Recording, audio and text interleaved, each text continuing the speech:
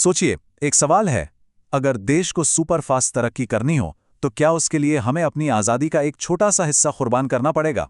आज हम एक ऐसे ही काल्पनिक भविष्य का विश्लेषण करने वाले हैं जो स्रोत सामग्री में दिखाया गया है, जहां 2035 तक भारत एक बिल्कुल ही अलग रास्ते पर चल पड़ा है।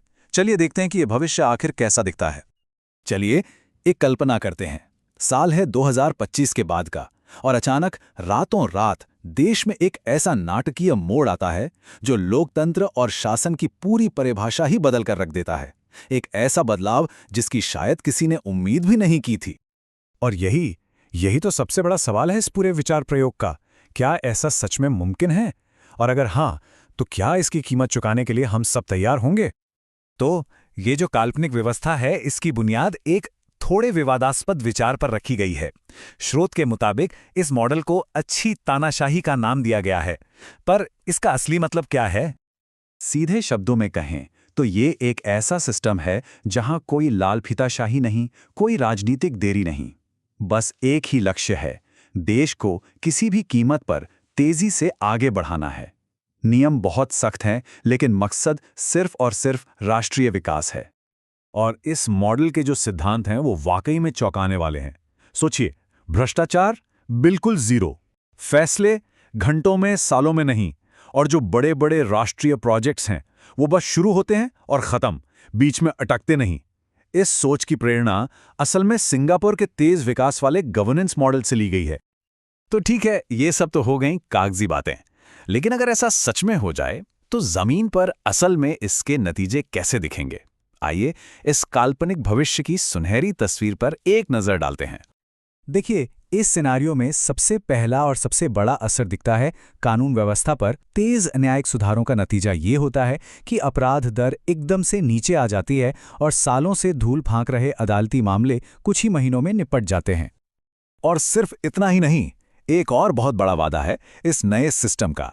देश के हर एक नागरिक के लिए बेहतरीन और पूरी तरह से मुफ्त स्वास्थ्य सेवा, मतलब इलाज का खर्च अब किसी की चिंता का विषय नहीं रहेगा। यहाँ स्पीड ही सब कुछ है। जो शिक्षा सुधार सालों से अटके थे वो लागू हो जाते हैं।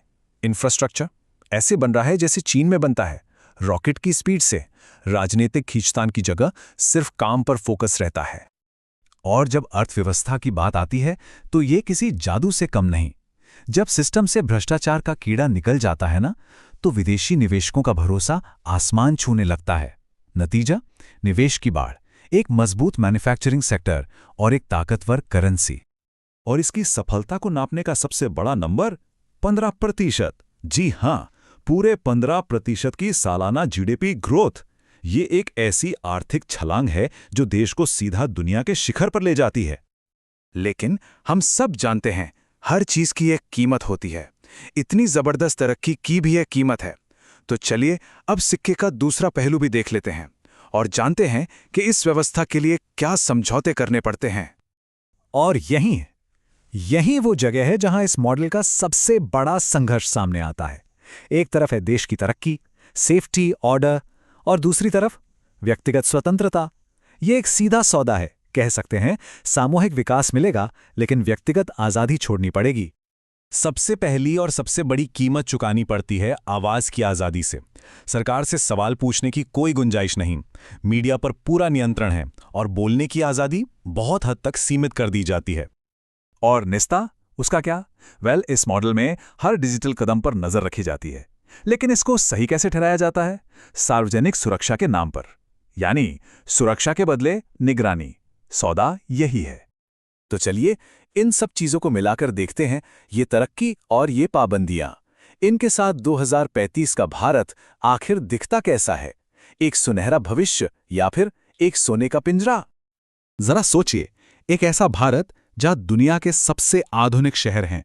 बुलेट ट्रेन एक शहर से दूसरे शहर ऐसे जाती है जैसे लोकल ट्रेन। ये सब उसी लंबी अवधि की योजना का नतीजा है। और 2035 तक इस सिनेरियो में भारत सिर्फ एक आर्थिक महाशक्ति नहीं है, बल्कि एक सैन्य सुपर पावर भी बन चुका है। दुनिया भर में इसका दबदबा है। तो चलिए अब इस पूरी चर्चा के आखिर में आते हैं उस एक सबसे बड़े सवाल पर जो ये स्रोत सामग्री हमारे सामने रखती है। और यही वो सवाल है जो सोचने पे मजबूर करता है।